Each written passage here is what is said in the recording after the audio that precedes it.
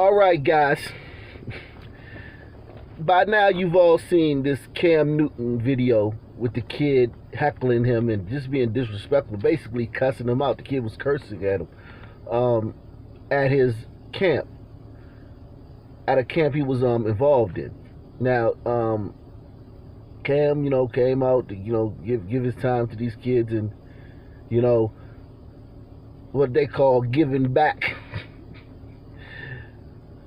And just beyond that, he's an adult. He's a grown professional man. He's not a thug on the street, which if he was, this kid probably would talk to him like that. But he's not a thug on the street. He's not some dude hanging out in front of a liquor store. He's a professional football player whose biggest crime is dressing too well in a fashion that I'm not a big fan of his dressing, but he dresses too polished. He's too polished with his dressing. It's over the top. His fashion is always to the nines, to the teen. We have nothing. I mean, he stole a laptop when he was in college. And got kicked out of Florida. That's what happened. I mean, he was a kid too. But I have an interesting take on this, and I think you guys are going to find this interesting about this situation with this kid and Cam Newton at this camp. So I'm going to let you guys hear it. You guys who haven't heard it, hear it. And then I'll get into give my commentary.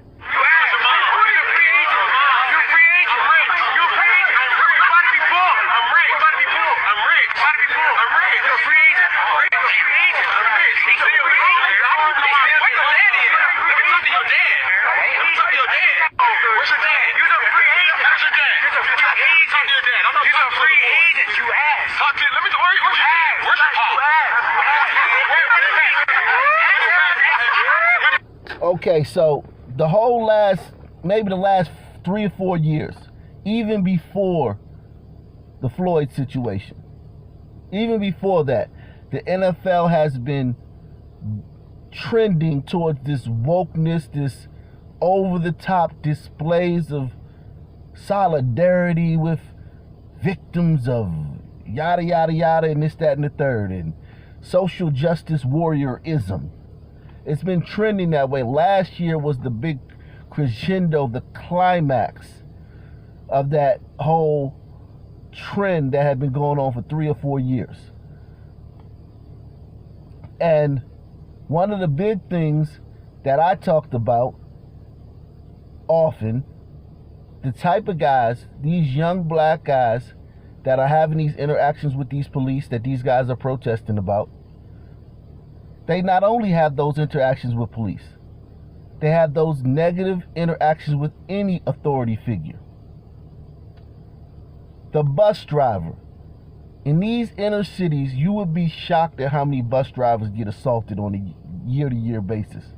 You would be shocked. You wouldn't be shocked at who's doing it, but you would be shocked at how many bus drivers get assaulted each year in these inner cities. Shocked. The numbers would blow your mind because you're not on every bus. Even if you catch the bus every day, you catch that bus.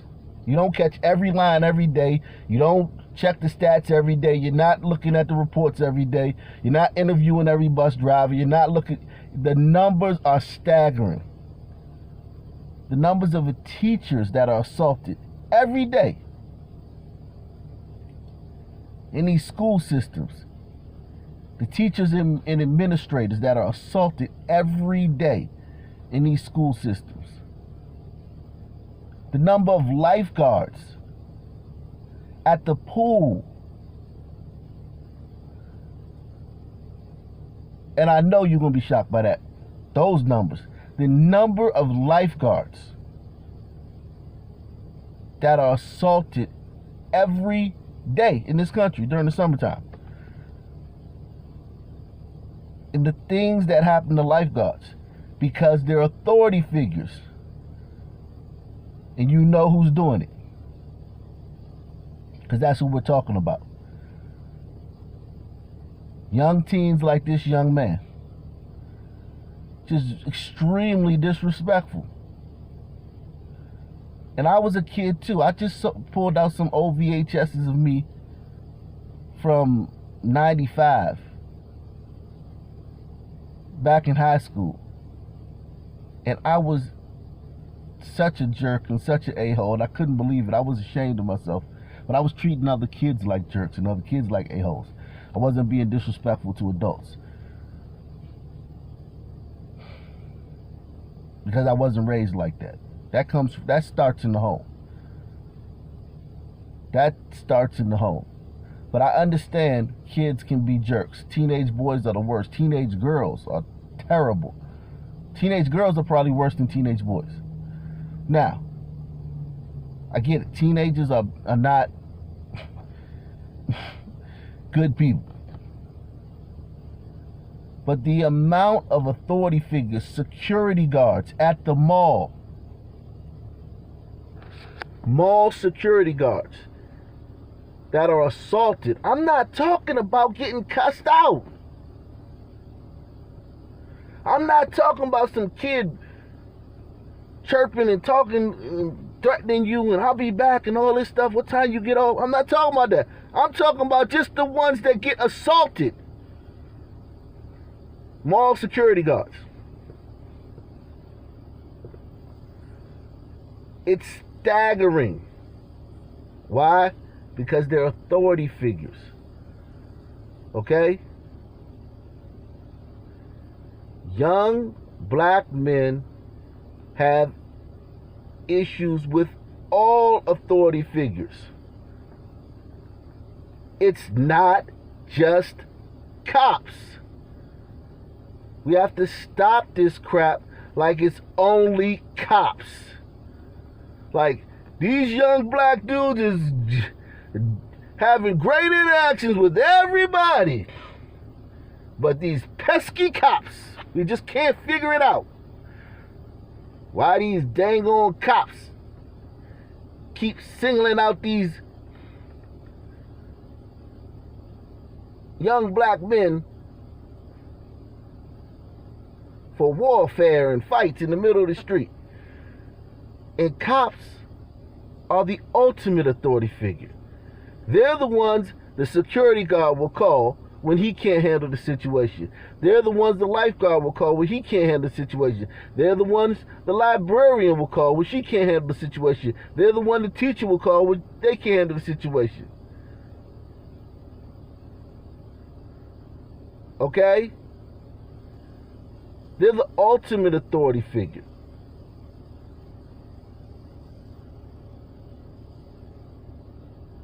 And they too have issues with the same group that every other authority figure has issues with.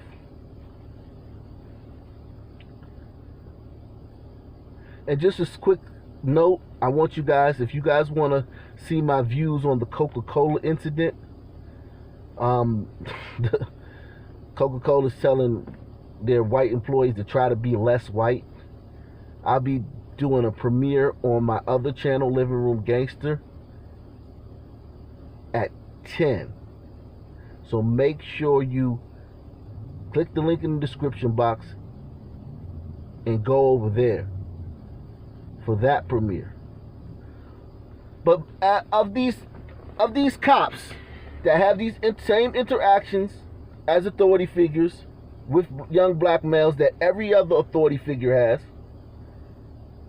these same cops, guess which group of cops gets the most crap out of these young black men?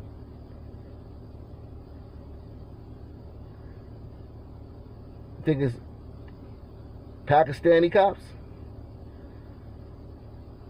Hispanic cops, Asian cops, white cops.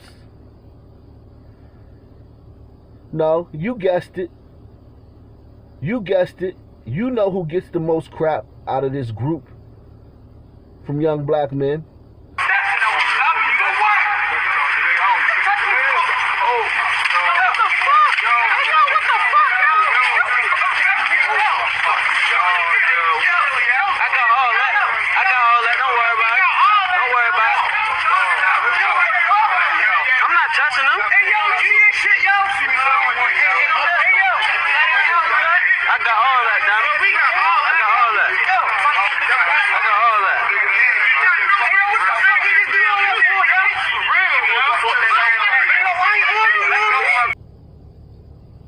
Everybody's having these negative interactions with these brothers. Everybody. These young brothers. And a lot of people gonna say they come from single mother homes. The single mother homes is about 50% of their issues. On YouTube, we've gotten to a point where we're acting like it's 100% of their issues.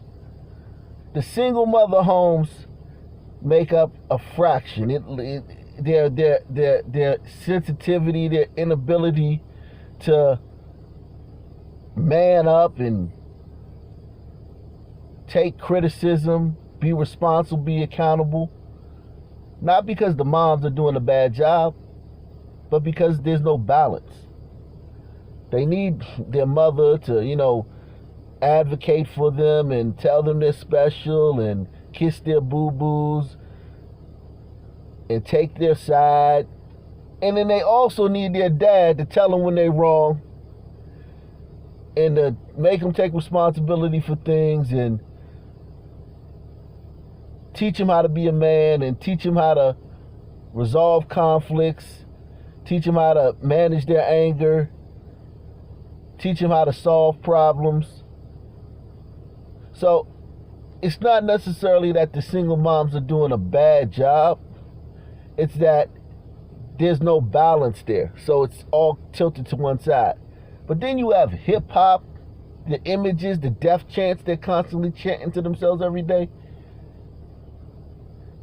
Death, death, death, death, to just rhythmic chanting of death carols all day long. The communities they live in.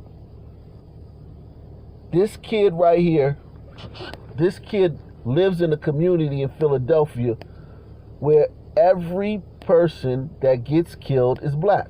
Just about. 99% of the people who are killed in his city are black. Okay? Black men. All right? Slaughtered on a daily basis. And it doesn't matter who you are. You could be famous, you could be rich, it doesn't matter. If you're a black male in his city and you get shot, no one's going to be shocked. In fact, it's the number one cause of death in his city.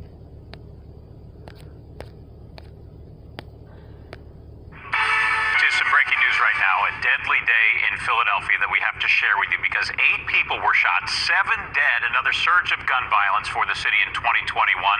In one of the cases, a 15-year-old boy was shot to death inside a home on Hollywood Street in Grays Ferry. Police say at least 16 shots were fired from 3 different guns. The victim hit 3 times. Investigators say several people were inside the home when the shots rang out, but at this point, we don't know of anyone else who was hurt here. In Kensington tonight, police found 2 men shot to death inside a home on Rose Hill Street. Both were found on the 2nd floor with multiple gunshot wounds. The killer still out there tonight. And in Olney, 2 more victims of gunfire today. Skyforce 10 over Rubicam Street, where police found a woman with multiple gunshot wounds. She was later pronounced dead. A male was taken to the hospital and is in stable condition. Now, this brings the homicide total in Philadelphia to 61 so far this year. That's up 35% from this time last year. And for some perspective, 2020 was one of the deadliest years on record for the city. Okay, guys.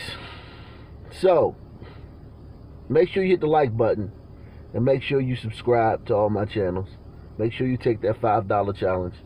If everybody takes the $5 challenge, we'll be able to continue to fund all 3 of my channels, 3 of my main channels,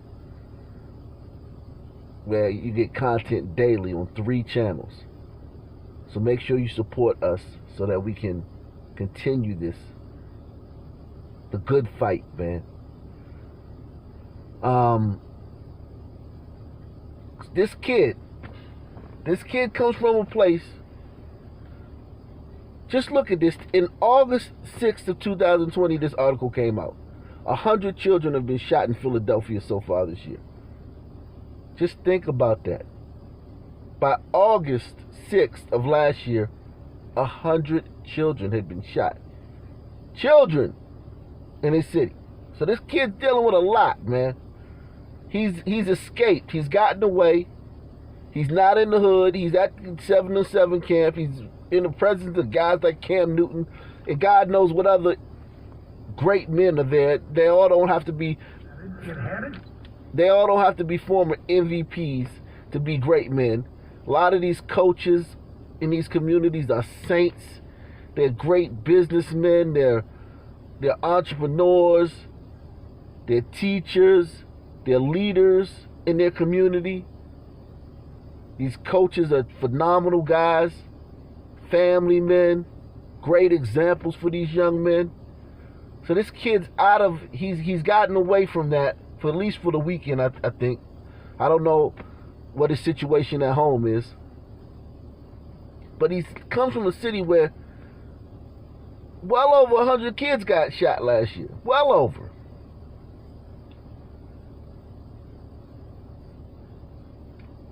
And being 16 how he is, many of the murderers and many of the gun violence victims in the city are his age.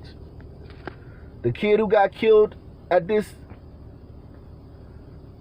mass shooting at this basketball court was his age. A basketball player.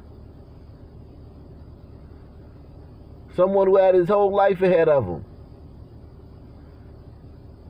Just running some pickup game at the court. And some knuckleheads come through shooting and he gets shot. That was the 21st mass shooting in this kid's city. So this kid, man, this kid who cussed out Cam Newton, he comes from a war zone. Okay? A war zone. We talk about mass shootings. Dave Chappelle did his little comedy skit. Oh, white people doing the mass shooting, man. That's not true. That's not true. 90% of the mass shooters in this country look just like him.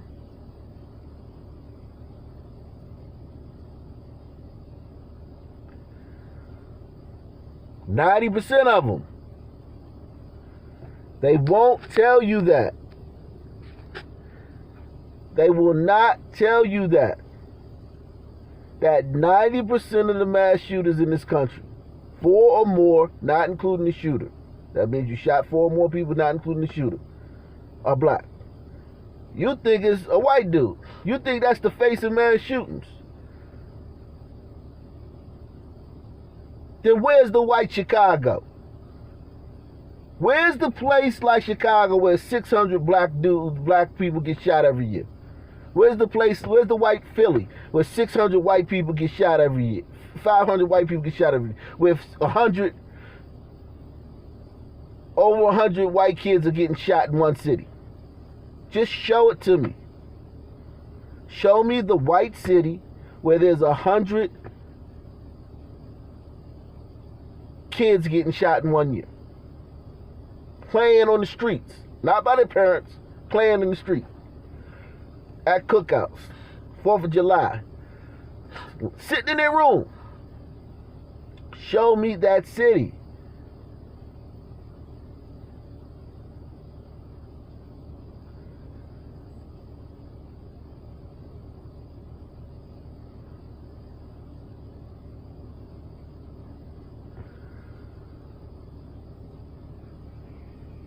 You can't. So you know it's true. The mass shooters in this country, the dudes that spray the crowd, the dudes that roll up on a basketball court and spray it, the dudes that roll up to a train station and spray it, in this country are predominantly black.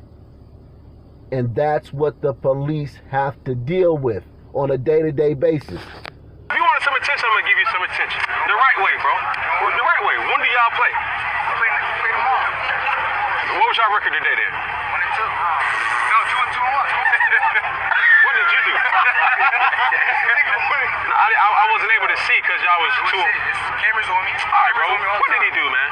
Let's Does he play? He got speed. He got speed. No, he's letting his speed. Oh. You gonna see. Huh? You gonna see. Nah, you ain't no act shy. Nah, bro. Don't act shy. I'm asking. I don't want to see. I couldn't see today. You don't watch YouTube, bro. You watch YouTube. I know you do. You got watch tear in that your crotch, man. What you do? No, I'm really trying to ask you. Like, I'm trying to see, like, what you do. Alright, we do that shit for real though. I'm like, You rep that 215.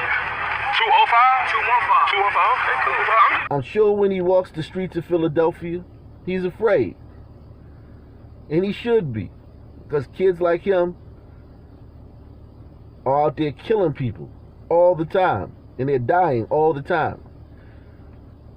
And, you know, he's got a chance to do something with his life outside of that. And he's still got that hard edge on him. He's got to be like that. He's got to carry that hard edge. He's got to have that hard edge. He's got to, if he's not hard like that, people will take advantage of him. He just needs to know when to turn it off and turn it on. You don't need to be like that with Cam Newton. You don't need to be like that at the football camp with the coaches and the guys. And you know this kid is like that with his coaches. You know he's just not some respectful, grateful, great kid with his coaches and all the other adults in his life. And then boom, he see Cam Newton and he's cussing them out.